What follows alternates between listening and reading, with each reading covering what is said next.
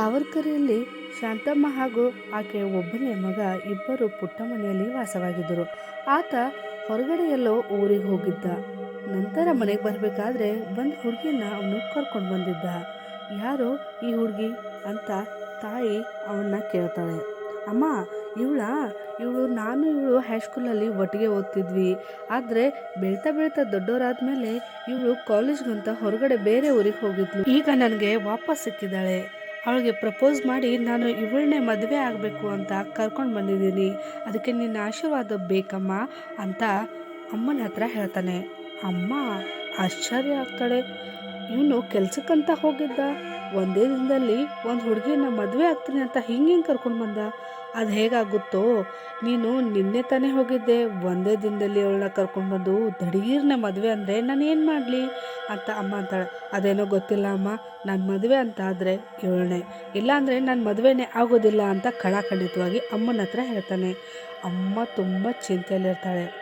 ಆಯ್ತಪ್ಪ, ಅಮ್ಮ ಏನು ಅನ್ನೋಲ್ಲ, ಯಾಕಂದರೆ ಒಬ್ಬನೇ ಮಗ, ಯಾಕೆ ನಾನು ಬೇಡ ಅನ್ನಲಿ, ಸರಿ ಕಣೋ ಆಯಿತು ಮದುವೆ ಆಗು ಅಂತ ಅಮ್ಮ ಪರ್ಮಿಷನ್ ಕೊಡ್ತಾಳೆ.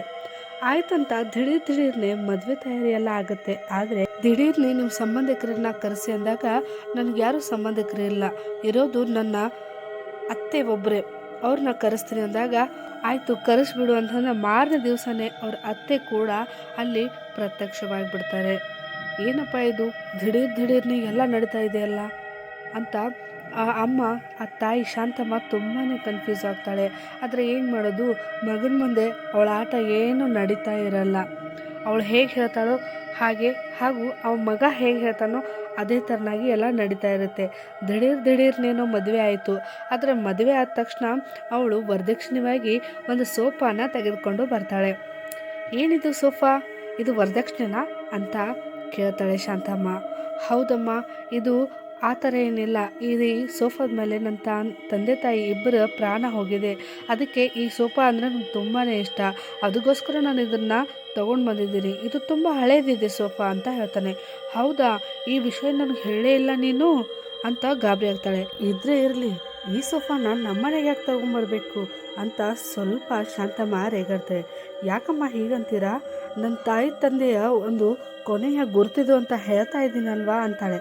ಹೌದು, ಅದನ್ನು ಇಲ್ಲಿ ತರಬೇಕಾಗಿತ್ತೇನು ಅಂತ ಅಮ್ಮ ರೇಗುವಷ್ಟರಲ್ಲಿ ರಾಘವ್ ಅಲ್ಲಿಂದ ಬಂದ್ಬಿಡ್ತಾನೆ.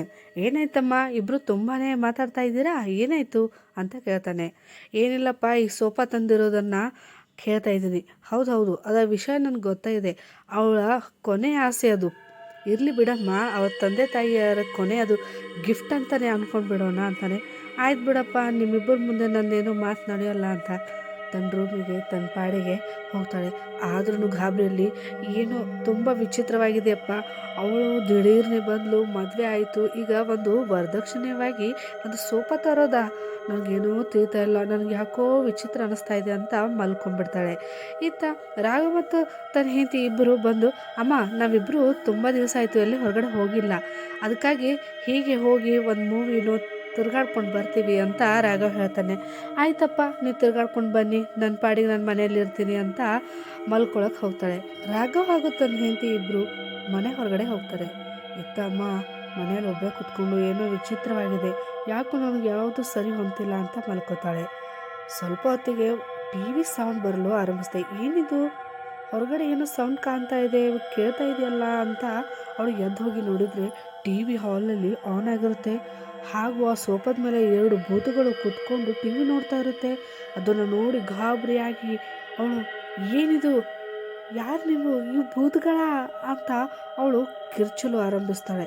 ಅಷ್ಟರಲ್ಲಿ ಆ 2 ಭೂತಗಳು ನೋಡಿ, ಯಾಕೆ ಡಿಸ್ಟರ್ಬ್ ಮಾಡ್ತಾ ಇದೀಯಾ, ತುಂಬ ಒಳ್ಳೆ ಮೂವಿ ಬರ್ತಾ ಇದೆ, ನಾವು ನೋಡ್ತಾ ಇರೋದನ್ನು ಕಾಣಲ್ವಾ ಅಂತ ಏನು ಅಂತ ಅವಳು ಓಡಲು ಆರಂಭಿಸಿದಾಗ, ಅವಳು ಯಾಕೆ ಬಿಡ್ತೀಯಾ, ಹೋಗು ಅವಳನ್ನ ಕೊಂದು ಹಾಕಿಬಿಡು ಅಂತ ಹೇಳಿದಾಗ ಅವಳನ್ನ ಕೊಲ್ಲಲು ಪ್ರಯತ್ನ ಪಡ್ತಾಳೆ. ಅಷ್ಟರಲ್ಲಿ ಆ ಶಾಂತಮ್ಮ ತನ್ನ ಕೈಯಲ್ಲಿದ್ದಂಥ ಮೊಬೈಲನ್ನು ಮಗನಿಗೆ ಫೋನ್ ಮಾಡಿರ್ತಾಳೆ. ಅದನ್ನು ಆ ದೆವ್ವ ನೋಡ್ಬಿರುತ್ತೆ. ಏನು ಮಾಡಿಬಿಟ್ಟೆ ನೀನು, ನಾವು ಮಾತಾಡಿದ್ದೆಲ್ಲ ರೆಕಾರ್ಡ್ ಆಗಿಬಿಟ್ಟಿದೆ ನೋಡು, ಈಗ ಅವರಮ್ಮ ಸತ್ಬಿಟ್ಲೇನೋ ಅಂತ ಮಗ ಓಡಿ ಬಂದ್ಬಿಡ್ತಾನೆ. ಎಂಥ ಕೆಲಸ ಮಾಡಿಬಿಟ್ಟೆ, ನಾನು ತುಂಬ ಚೆನ್ನಾಗಿ ಒಂದು ಮೂವಿ ಬರ್ತಿತ್ತು, ಇವಳ ಕೊಂದು ನೀನು ಮೂವಿ ನೋಡ್ತೀಯಾ ಅಂತಂದರೆ ನೀನು ಮಾಡೋ ಕೆಲಸ ಎಲ್ಲ ಇಂಥವೇ ಅಂತ ಬೇದು ಅವನ್ನ ಗಾಯವಾಗಿಬಿಡ್ತಾರೆ. ಇತ್ತ ರಾಘವ್ ಓಡಿ ಓಡಿ ಅಮ್ಮನ ನೋಡ್ಲು ಬರ್ತಾನೆ. ನೋಡ್ತಾನೆ ಅಮ್ಮ ಟೇಬಲ್ ಮೇಲೆ ಮಲ್ಕೊಂಡಿರ್ತಾಳೆ. ಅಮ್ಮ ಏನಾಯ್ತಮ್ಮ ನಿನಗೆ ಅಂತ ಅಳಲು ಆರಂಭಿಸ್ತಾನೆ. ಅಷ್ಟರಲ್ಲೇ ರಾಘವನ್ ಹೆಂಡತಿ ಹೇಳ್ತಾಳೆ, ಇದೆಲ್ಲ ಆಗಿರೋದು ನನ್ನಿಂದನೇ ರೀ ಅಂತ ಅವಳು ಭಯದಲ್ಲಿ ಹೇಳಲು ಆರಂಭಿಸ್ತಾಳೆ. ನನ್ನ ತಂದೆ ತಾಯಿ ಸತ್ತು ಭೂತವಾಗಿಬಿಟ್ಟಿದ್ದಾರೆ. ಅವರು ಈ ಸೋಫಾದಲ್ಲೇ ಇರ್ತಾರೆ. ಯಾರು ಇಲ್ಲದ ಹೊತ್ತಲ್ಲಿ ಅವರಿಬ್ಬರು ಪ್ರತ್ಯಕ್ಷ ಆಗ್ತಾರೆ ಅಂತ. ಈ ವಿಷಯನ ನಾನು ಮೊದಲೇ ಯಾಕೆ ಹೇಳಬಾರ್ದು ಅಂತ ರಾಘವ್ ತುಂಬಾ ಸಿಟ್ಟಿಗಿರ್ತಾನೆ. ನಾನು ಹೇಳಬೇಕು ಅಂದ್ಕೊಂಡಿದ್ದೆ, ಆದರೂ ಅವ್ರು ಯಾರೂ ಈ ಥರ ಮಾಡಲ್ಲ ಅಂದ್ಕೊಂಡಿದ್ದೆ ರೀ. ನೀವು ನನ್ನ ಮದುವೆ ಆಗಿದ್ದೀರಾ, ಈ ಥರ ಮಾಡಲ್ಲ ಅಂದ್ಕೊಂಡು ನಾನು ಹೇಳಿಲ್ಲ. ಈಗ ನನ್ನ ತಂದೆ ತಾಯಿನೇ ನಿಮ್ಮ ತಾಯಿನ ಕೊಂದುಬಿಟ್ಟಿದ್ದಾರೆ ಅಂತ ರಾಘವ್ ಹೆಂಡತಿ ಹೇಳಿದಾಗ ರಾಘವ್ ತುಂಬಾ ಕೋಪ ಬರುತ್ತೆ. ಏನು ವಿಷಯ ಅಂತ ಕೇಳಿದಾಗ, ಹೌದು ನಾನು ಎಲ್ಲಿ ಹೋದ್ರೂ ಈ ಸೋಫಾ ತೊಗೊಂಡು ಹೋಗ್ತೀನಿ. ಅವರು ಒಬ್ಬಂಟಿಯಾಗಿದ್ದರೆ ಯಾರನ್ನಾದ್ರೂ ಕೊಂದೇ ಬಿಡ್ತಾರೆ. ಆದರೆ ನೀವು ನನ್ನ ಗಂಡ ಅವರು ನಿಮ್ಮ ತಾಯಿ ನನ್ನ ಸಂಸಾರ ಚೆನ್ನಾಗಿರಲಿ ಅಂತ ಅವ್ರು ಏನು ಮಾಡಲ್ಲ ಅಂತ ಅಂದ್ಕೊಂಡಿದ್ದೆ. ಆದ್ರೂ ಅವರು ನಿಮ್ಮ ತಾಯಿನ ಕೊಂದು ಹಾಕಿಬಿಟ್ರು ರೀ ಅಂತ ಅಳಲು ಆರಂಭಿಸ್ತಾರೆ. ಇದನ್ನೆಲ್ಲ ಕೇಳಿ ರಾಘವ ತುಂಬ ಗಾಬರಿ ಆಗ್ತಾನೆ, ಆಶ್ಚರ್ಯವಾಗಿರ್ತಾನೆ. ಹಾಗೂ ಅವನು ಏನು ಮಾಡಬೇಕು ಅಂತ ದಿಕ್ಕೇ ತೋಚೋದಿಲ್ಲ. ಅದೇ ಗಳಿಗೆ ಸಿಟ್ಟಿನಲ್ಲಿ ರಾಘವ್ ಫಟಾರ್ ಅಂತ ತನ್ನ ಹೆಂಡತಿಗೆ, ಈ ವಿಷಯನೆಲ್ಲ ಮುಂಚೆ ಹೇಳು, ಏನಾಗಿತ್ತು ನಿನಗೆ ಅಂತ ಹೊಡೆದ್ಬಿಡ್ತಾನೆ. ರಾಘವನ್ ಹೆಂಡತಿ ಅಲ್ಲೇ ನೆಲದ ಮೇಲೆ ಬಿದ್ದುಬಿಡ್ತಾಳೆ. ಇದನ್ನು ನೋಡಿದ ಭೂತಗಳು ಇಬ್ಬರು ಪ್ರತ್ಯಕ್ಷ ಆಗಿಬಿಡ್ತವೆ. ಏನೋ ನನ್ನ ಮಗಳನ್ನ ನೀನು ಹೊಡೆದ್ಯಾ ಅಂತ ಅವನ್ನ ಕತ್ತು ಹೆಚ್ಚಿಗೆ ಸಾಯಿಸಲು ಆರಂಭಿಸ್ತವೆ. ನನ್ನ ಪ್ರೀತಿ ಮಗಳನ್ನ ನೀನು ಹೊಡಿತೀಯಾ, ನೀನು ಇವತ್ತು ಜೀವನ ಬಿಡೋದಿಲ್ಲ, ನಿಮ್ಮ ತಾಯಿನ ಕಳಿಸಿದ ಹಾಗೆ ನಿನ್ನನ್ನು ಕಳಿಸ್ಬಿಡ್ತೀವಿ ಅಂತ ಅವರಿಬ್ಬರು ಅವನ ಕತ್ತು ಹೆಚ್ಚಿಗೆ ಕೊಲ್ಲಲು ಆರಂಭಿಸಿದಾಗ ರಾಘವನ್ ಹೆಂಡತಿ ಮತ್ತೆ ಎಚ್ಚರವಾಗಿ, ಬೇಡಮ್ಮ ಹಾಗೆ ಮಾಡಬೇಡ, ಅವರು ನನ್ನ ಗಂಡ, ನೀನು ಕೊಲ್ಬೇಡ ಅವ್ರನ್ನ ಅಂತ ತುಂಬ ರಿಕ್ವೆಸ್ಟ್ ಮಾಡ್ಕೋತಾಳೆ. ಇಲ್ಲ ಮಗಳೇ, ಈ ರಾಘವ್ ನಿನ್ನ ಹೊಡೆದಿದ್ದಾನೆ, ಹಾಗೆ ಮಾಡಬೇಡಿ. ನೀವು ಅವ್ರ ತಾಯಿನ ಕೊಂದ್ರಿ ಅಂತ ನನ್ನ ಮೇಲೆ ಕೋಪದಲ್ಲಿ ಒಂದು ಏಟು ಹೊಡೆದ್ರು ಅಷ್ಟೇ. ನೀವು ಅವ್ರನ್ನ ಕೊಲ್ಬೇಡಿ, ನೀನು ಸುಮ್ಮನಿರು, ನೀನು ಇವಾಗ ಸತ್ತು ಹೋದರೆ ಇನ್ನೊಂದು ಮದುವೆ ಆಗ್ಬೋದು ಅಂತ ಆ ಭೂತಗಳು ಹೇಳ್ತವೆ. ನೀವು ಇದನ್ನೇ ಮಾಡ್ತಾ ಇದ್ದೀರಾ, ಪ್ರತಿಯೊಂದು ಮನೆಯಲ್ಲೂ ಬಂದು ಈ ಥರ ಕೊಲ್ತಾ ಇದ್ದರೆ ಹೇಗಾಗುತ್ತೆ, ನೀವು ಹಾಗೆ ಮಾಡಬೇಡಿ ಅಂತ ಮತ್ತೆ ಮಗಳು ರಿಕ್ವೆಸ್ಟ್ ಮಾಡ್ತಾಳೆ. ಹೌದು ಮಗಳೇ, ಇವತ್ತು ನೋಡು, ನೀನು ನಿನ್ನ ಗಂಡನಿಗೋಸ್ಕರ ತಾಯಿ ತಂದೆನ ದೂರ ಮಾಡ್ತಾ ಇದ್ದೀಯಾ. ತಾಯಿ ತಂದೆ ಇದ್ದಾಗ ತುಂಬ ಚೆನ್ನಾಗಿ ನೋಡ್ಕೋಬೇಕಂತೆ. ನಾವಾದರೂ ಸತ್ತು ಭೂತಗಳಾಗಿದ್ದೀವಿ. ನಮಗೆ ಊಟ ಕೊಡೋರು ಯಾರು, ನಮ್ಮನ್ನು ಚೆನ್ನಾಗಿ ನೋಡ್ಕೊಳ್ಳೋರು ಯಾರು? ನಿನ್ನ ಜೀವಂತವಾಗಿ ಬಿಟ್ಟರೆ ಅಂತ ಆ ಭೂತಗಳು ಅವಳ ಹತ್ರ ಆಕೆಯನ್ನು ಬೇಯಲು ಆರಂಭಿಸ್ತವೆ. ಆಗ ಆಕೆ ಹೇಳ್ತಾಳೆ, ಆಯ್ತಾಯಿತು ಸರಿ ಅಮ್ಮ, ನಾನು ಹಳೆ ಮನೆಗೆ ಬರ್ತೀನಿ, ಈ ಸೋಫಾ ತೊಗೊಂಡು ನಾವೆಲ್ಲರೂ ಅಲ್ಲೇ ಚೆನ್ನಾಗಿರೋಣ, ಆದರೆ ನನ್ನ ಗಂಡನ ಮಾತ್ರ ಏನು ಮಾಡಬೇಡ ಅಂತ ತುಂಬಾ ಗೋಳಾಡಿ ಹತ್ತು ಕರೆದು ಬೇಡ್ಕೊಂಡು ಬಿಡ್ತಾಳೆ. ಆಗ ಆಯಿತು ಸರಿ, ಹಾಗಾದರೆ ನಡೆ ಹೋಗೋಣ ಅಂತ ಆ ಎರಡೂ ಭೂತಗಳು ಅಲ್ಲಿಂದ ಮಾಯವಾಗಿಬಿಡ್ತವೆ. ಆಕೆ ಕೂಡ ಅಷ್ಟೇ ಆ ಸೋಫಾನ ತೆಗೆದುಕೊಂಡು ತನ್ನ ಹಳೆ ಮನೆಗೆ ವಾಪಸ್ ಹೋಗ್ತಾಳೆ.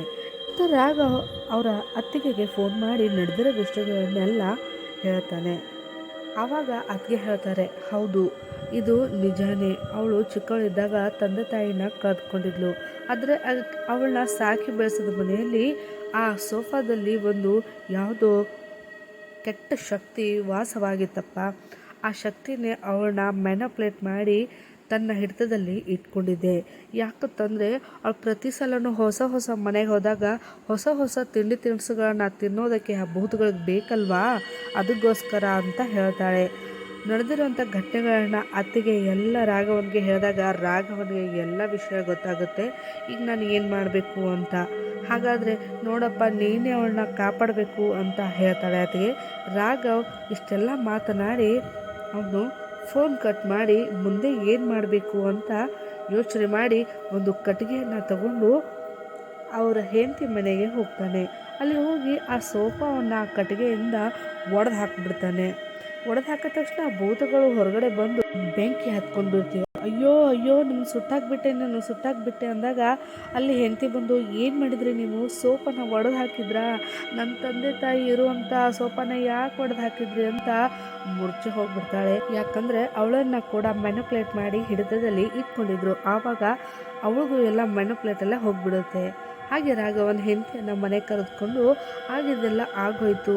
ಅದಕ್ಕೆ ನೀನು ಹೊಣೆಯಲ್ಲ, ಇನ್ನಾದರೂ ನಾವು ಸಂಸಾರನ ಚೆನ್ನಾಗಿ ನಡೆಸ್ಕೊಂಡು ಹೋಗೋಣ ಬಾ ಎಂದು ಹೆಂಡತಿನ ಕರೆದುಕೊಂಡು ಸಂಸಾರ ಚೆನ್ನಾಗಿ ನಡೆಸ್ಕೊಂಡು ಹೋಗ್ತಾನೆ.